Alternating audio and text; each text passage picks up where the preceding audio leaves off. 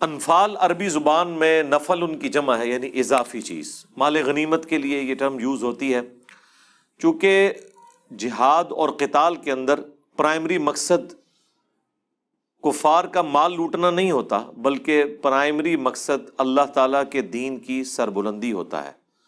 اور اس میں ایک سائیڈ بینیفٹ یہ ہوتا ہے کہ جو کفار جنگ کے دوران مال چھوڑ کر بھاگ جاتے ہیں وہ مسلمانوں کے ہاتھ لگ جاتا ہے ایک تحفے کے طور پر۔ ظاہر ہے کہ وہ لوہے کی بنی ہوئی چیزیں ہیں، مٹیریل ہے، اس زمانے میں بھی اس کی قیمت تھی، آج کل تو ویسے ہی لوہا بڑا مہنگا ہوا ہے، تو بہرحال اس کی لائف تو ہوتی ہے ان چیزوں کی۔ اس کے علاوہ جانور اور ساز و سامان، اس وقت قبائلی سسٹم میں تو یہ سمجھ لیں ایسٹس ہوتے تھے انسانوں کے پاس، کہ جنگی ساز و سامان جس قبیلے کے پاس زیادہ ہے اس کی سروائیول اتنی ہی آسان ہے۔ اور ساتھ ہی ساتھ ظاہر ہے کہ اسی بھاگ دوڑ کے اندر مال و دولت بھی چھوڑ کے وہ بھاگ جاتے تھے۔ اسے کہا جاتا تھا انفال، نفل ان کی جمع، جو اضافی چیز مال غنیمت۔ تو ظاہر ہے اب یہ باقاعدہ پہلی جنگ تھی مسلمانوں کی، سورہ الانفال میں اس کا ذکر آئے گا، سورہ اس کا غزوہ بدر کا، اور غزوہ بدر کے فوراً بعد یہ سچویشن آ گئی کہ اب یہ مال غنیمت کس طریقے سے تقسیم ہوگا۔ ظاہر ہے اس کا کوئی قاعدہ اور قانون تو ہونا چاہیے نا جس کے مطابق وہ تقسیم کیا جائے۔ اس کی تفصیلات بھی انشاءاللہ اس کے اندر آئیں گی۔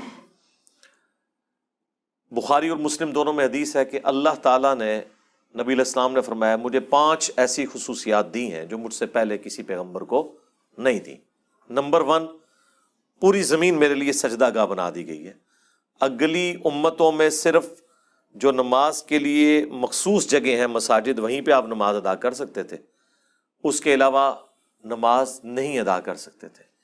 اسی لیے جب لوگ سفر میں نکلتے تھے تو وہ ساری نمازیں کاؤنٹ کر کے رکھتے تھے اور پھر جہاں موقع ملتا تھا وہ پڑھ لیتے تھے۔ لیکن اس امت کے لیے اللہ تعالیٰ نے پوری زمین کو سجدہ گاہ بنا دیا، جہاں مرضی نماز ادا کریں۔ زمین اپنی اصل میں پاک ہے تا وقت کہ آپ کو کہیں نجاست نظر نہ آ جائے۔ اگر نظر نہیں آ رہی تو وہ جیسی بھی زمین ہے وہ آپ کے لیے پاک ہے نماز پڑھنے کے اعتبار سے، اس مٹی سے تیمم بھی ہو سکتا ہے۔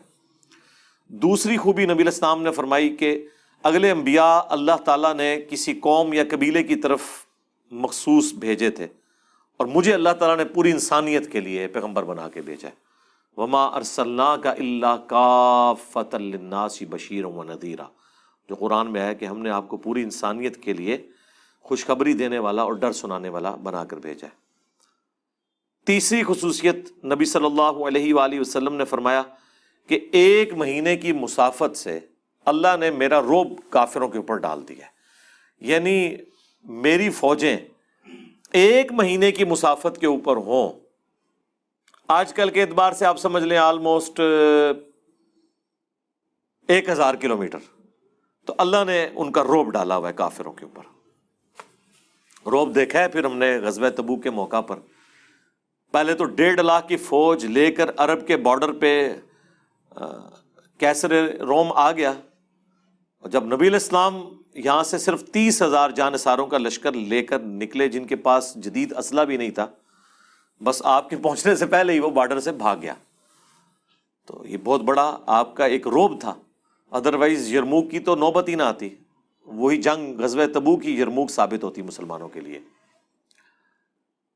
اب اس کا پھر کافروں کے اوپر بھی کافی رعب پڑا کہ اتنی بڑی دنیا کی سپر پاور جو 3 براعظموں میں پھیلی ہوئی ہے، وہ عرب کے 30,000 جو جانثار ہیں رسول اللہ کے صلی اللہ علیہ وآلہ وسلم، جن کے پاس مکمل ساز و سامان بھی نہیں ہے، ان سے بھاگ گئی ہے، تو ظاہر ہے وہ باقی قبائل تو شاہی کوئی نہیں نہ پھر رہے، انہوں نے تو خود حضور کے ساتھ معاہدے کر لیے کہ یا تو ہم نیوٹرل رہیں گے یا آپ کا ساتھ دیں گے، رومن امپائر کے ساتھ ہم نہیں کھڑے ہوں گے، کل کو اگر کوئی جنگ ہوئی تو ہم عرب کے لوگوں کے ساتھ کھڑے ہوں گے، یا پھر ہم اس میں نیوٹرل رہیں گے، کسی کا ساتھ نہیں دیں گے۔ اب یہ بہت بڑی کامیابی تھی مسلمانوں کو جو اللہ تعالیٰ نے دی۔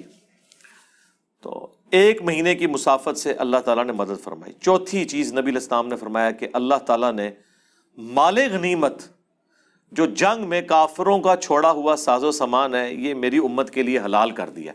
اگلی امتوں کے لیے یہ حرام تھا، وہ اوپن میدان میں سارا سامان رکھتے تھے، آسمانی بجلی آتی تھی اسے جلا کر راکھ کر دیتی تھی۔ اسی طریقے سے اس کا ذکر سورہ آل عمران میں بھی ہے کہ وہ اللہ کے حضور جب قربانی پیش کرتے تھے، ہم تو اپنی کی بھی قربانیاں خود کھاتے ہیں نا، وہ جب قربانی پیش کرتے تھے تو وہ اوپن گراؤنڈ میں رکھتے تھے، ایک غیبی بجلی آتی تھی جو اسے جلا کر راکھ کر دیتی تھی۔ یہ اس بات کا ثبوت ہوتا تھا کہ اس کی قربانی قبول ہو گئی ہے۔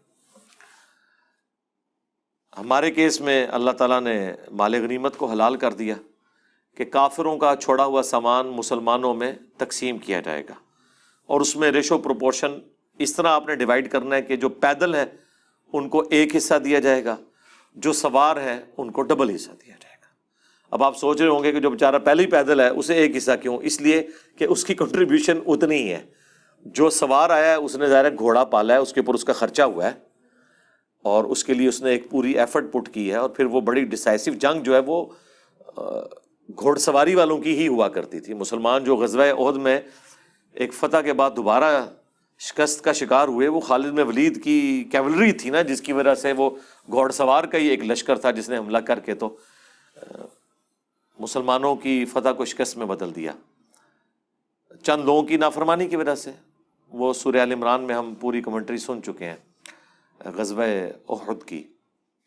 اور پانچویں چیز نبی الاسلام نے فرمایا کہ اللہ تعالیٰ نے میرے لیے شفاعت مقرر کر دی ہے، قیامت والے دن میرے ہاتھوں پر اللہ تعالیٰ شفاعت کا دروازہ کھولے گا۔